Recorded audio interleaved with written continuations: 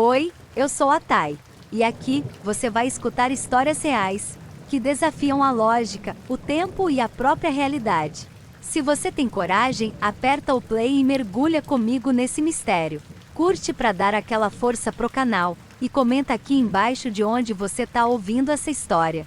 Porque às vezes, o que parece só um relato distante pode estar mais perto do que você imagina. Relato 1. Eu não espero que você acredite em mim. Eu só quero que saiba que, se algum dia for à Amazônia colombiana e ouvir seu nome sendo sussurrado pela floresta, não responda. Meu nome é Diego Rivas. E essa é a história de como eu perdi minha esposa. Helena era bióloga especializada em comportamento animal. Dedicou quase 10 anos da vida dela ao estudo de espécies desconhecidas da floresta sul-americana. Ela acreditava que os maiores mistérios da ciência não estavam em laboratórios, mas nas raízes da terra. E com o tempo, eu passei a acreditar também. Nos mudamos para o vilarejo de Puerto León, no departamento de Guaviare, Colômbia, em 2019. Um lugar esquecido pelo tempo. Sem energia elétrica regular, sem internet. Só floresta, em todas as direções. Helena havia sido atraída por relatos sobre um grupo específico de morcegos hematófagos, com comportamento incomum. Caçavam em bandos, agiam em silêncio absoluto, e pareciam seguir padrões de ataque sincronizados, como se fossem inteligentes. Ela queria estudá-los. Eu queria protegê-la. Os moradores diziam que a área próxima da caverna onde os morcegos se escondiam era assombrada. Muitos evitavam até passar perto. Diziam que era onde a floresta falava. E ela falava mesmo. Mas só com quem ela escolhia. Os dias ali passavam devagar. Helena montava armadilhas fotográficas, gravadores de ultrassom, sensores de movimento. Eu ficava na parte logística, acampamento, comida, segurança. Estávamos há quase 2 anos imersos naquela pesquisa. Até que, em agosto de 2022, Helena começou a mudar. Ela dizia que sonhava com os morcegos. Que eles apareciam em forma humana, mas com olhos negros e sem pálpebras. E que ficavam pendurados nas árvores, olhando para ela, esperando. Repetindo: volta, volta, volta. Achei que fosse cansaço. O calor úmido, a pressão, o isolamento. Mas a coisa foi piorando. Ela passou a acordar no meio da noite, suando, com marcas nos braços, como arranhões finos demais para serem feitos por galhos.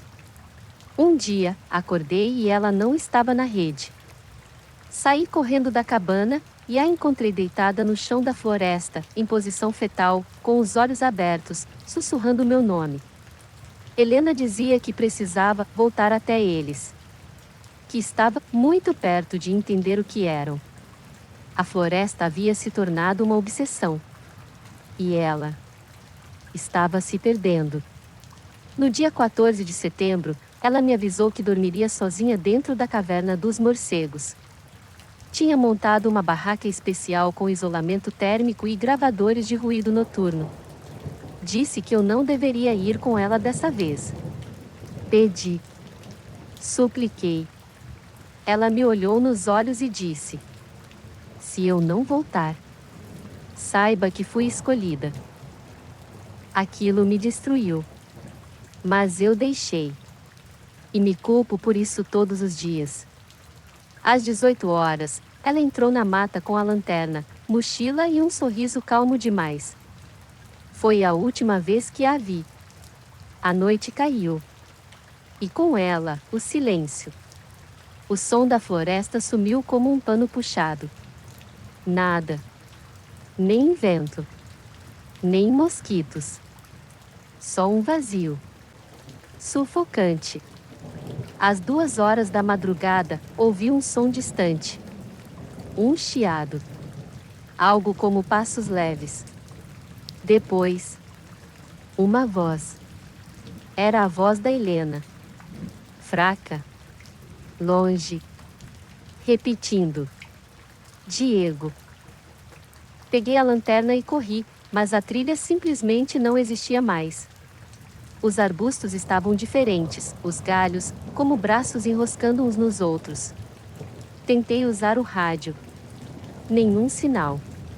Quando o dia amanheceu, fui até a entrada da caverna com 2 moradores. A barraca estava destruída. Os sensores quebrados. O chão coberto por pegadas. Mas não humanas. E no fundo da caverna, colado na parede de pedra, estava o diário de campo dela. Páginas rasgadas. Mas uma frase rabiscada diversas vezes. Eles não querem que eu vá. Eles querem que eu vire. Passei semanas procurando. Até helicóptero usei.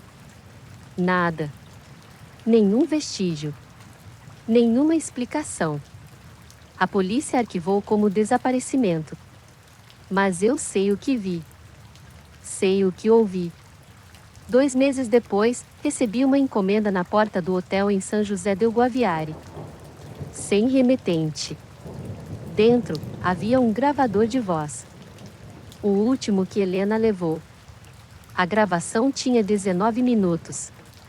Durante 18 deles, só o som do vento. Mas no último minuto, uma respiração. Um sussurro. E uma voz. Rouca, distorcida, gutural. Dizendo: ela está conosco agora. Ela é nossa. Desde então, todas as noites às 3h14 da manhã. O horário exato em que ela desapareceu. Ouço a mesma coisa. Na minha casa. No meu quarto. Atrás da janela, mesmo morando num prédio de 15 andares. Diego. Roger, não durmo mais. Não rezo mais. Não como direito. A floresta levou minha esposa. Mas não levou só ela. Levou meu silêncio. Levou minha sanidade. Levou meu sono. E às vezes, sinto que ela ainda está em mim. Como uma semente plantada. Crescendo devagar. Esperando o momento certo de me fazer voltar. E talvez, quando eu for. Eu entendo o que Helena quis dizer quando disse: as saudades têm me corroído todos os dias da minha vida. Se eu não voltar, é porque fui escolhida. Relato 2. Eu enterrei 4 homens naquela floresta, e ninguém nunca soube o que aconteceu com eles. Contada por Antônio Gonçalves, ex-garimpeiro de Cabixi, Rondônia. Eu nunca contei essa história para ninguém. Nem pros meus filhos. Nem pros netos. Mas agora eu tô velho. E a floresta não me deixa dormir. Meu nome é Antônio Gonçalves, mas no garimpo ninguém usava nome de batismo. Lá eu era só o Tonho do Gás. Rogetou com 67 anos, a coluna torta e o peito cheio de arrependimento. Moro sozinho num barraco na beira do rio Guaporé, bem depois da cidade de Cabixi, Rondônia. Aqui o povo esquece de passar até sinal de celular. Eu vim parar aqui fugido da miséria. Nasci no norte de Minas Gerais, perdi meu pai cedo, minha mãe morreu de febre com 41. Aos 20 anos, eu entrei num caminhão pau de arara com a cara e a coragem, cruzando Goiás, Mato Grosso, até desembarcar nesse fim de mundo chamado Rondônia. Era 1983. Cabixi era só barro, mata e homem armado. Ouro se falava como quem falava de milagre. No começo, eu trabalhava vendendo botijão para os barracos do garimpo.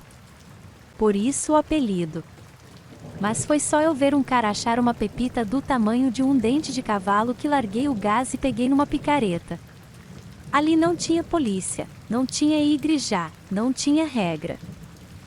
Só tinha um homem, mato e ganância. A gente vivia em grupos pequenos, escondidos entre o igarapé da linha 9 e o córrego das onças, no sul da floresta. Era mata densa, úmida, com um cheiro de cipó cortado e suor velho. E nessa região, teve um lugar. Um pedaço de floresta que ninguém queria abrir. Diziam que era terra enfeitiçada. Mas a ganância é surda. Eu fui junto com um grupo de 7 homens abrir escavação numa trilha nova, que nenhum morador local passava. Tava tudo certo, lona esticada, ferramentas afiadas, fogo aceso à noite. Só que no terceiro dia, o primeiro sumiu. Nego Lima. Sumiu da rede de madrugada. A rede estava vazia, o chinelo ainda no lugar e a faca dele no chão. Pensamos que tinha fugido. Mas quem foge e deixa a Pepita para trás? No quarto dia, Zé Pequeno sumiu. Mas dessa vez, achamos o boné dele. No topo de uma árvore. Uma castanheira de mais de 5 metros. A floresta começou a mudar. O silêncio era estranho. Os passarinhos não cantavam mais. À noite, o vento fazia barulho de lamento. E os poucos que restavam começaram a cochichar. Mas o patrão, um sujeito chamado Major, não era militar, mas tinha um nome porque mandava com a arma na cintura. Ele não queria saber de história. Disse que ali tinha ouro e que quem corresse virava comida de urubu. Eu quis sair. Mas o medo dele era maior que o medo do mato. E foi no 5º dia que achamos a cova. Era um buraco fundo, com as bordas reforçadas de madeira podre. Parecia uma espécie de poço antigo. Quando um dos garimpeiros, o Pedro, puxou a primeira pá, trouxe junto um osso humano, ainda com um pedaço de carne roxa agarrado. E uma mordida.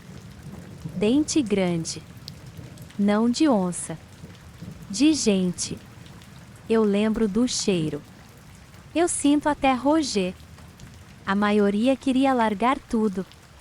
O major mandou continuar. Naquela noite, choveu forte. Mas a floresta estava muda. O barulho da chuva vinha. Mas o resto não. Nenhum bicho, nenhum grilo, nada. Só o barulho da água. E de alguma coisa. Andando na lama. Lá pelas 2 da manhã, eu vi. Do barraco onde eu dormia, consegui enxergar um vulto perto da escavação. Era alto e curvado, com as pernas compridas demais. Tava agachado, cavando com as mãos. A lama grudava no corpo dele como se fosse pele. Iluminei com a lanterna. Ele virou o rosto. E o rosto? Não tinha nada. Nem olhos, nem boca. Só buracos escuros, fundos. E aquela coisa sumiu no meio do mato como se fosse parte dele. No outro dia, mais um homem desapareceu. O Elias, um rapaz novo, começou a gritar que aquilo não era humano.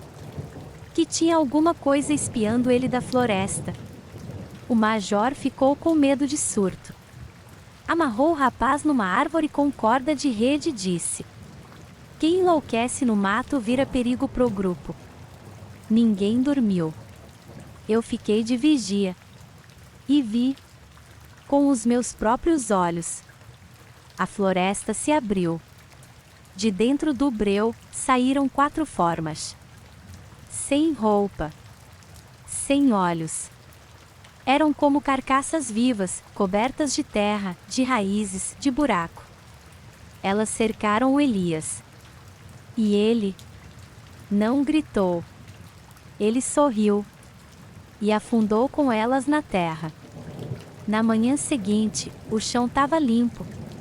A corda pendurada. A faca do major cravada numa tora. Eu tentei correr. O major me parou com a arma. E foi aí que eu percebi, ou eu matava ele, ou eu morria junto. Na noite seguinte, preparei o café com pó de cipó de leiteiro e raiz de timbó. Coisa que aprendi com os seringueiros antigos. Deixei só o meu 100. O major e mais 3 beberam. Dormiram. e nunca mais acordaram. Eu enterrei os 4 onde tudo começou. Naquela cova antiga. Taquei fogo no barraco e fui embora. Nunca contei. Nunca voltei. Até que, 20 anos depois, a culpa me levou de volta. Fui só olhar. A floresta tinha engolido tudo. Mas a cova ainda estava lá, mais funda e aberta. No centro dela, só uma coisa: uma rede vazia. Roger, eu vivo com essa lembrança. E toda madrugada, às 2h35, o mesmo som volta. Galho estalando. Passo afundando. E uma voz. Não é de homem. Não é de bicho. É da floresta. E ela diz: você está vivo. Mas não foi esquecido. Obrigado quem esteve até agora escutando minha história. Até a próxima. Se você gostou dessa história, curte o vídeo, compartilha para nos ajudar. E se inscreve para não perder os próximos relatos. Muito obrigado por nos acompanhar até aqui. E se você tem uma história real de mistério, terror ou algo inacreditável que viveu ou conhece, envia pra gente. O e-mail tá aqui na descrição do vídeo. Até o próximo relato. Ponto e cuidado ao apagar a luz.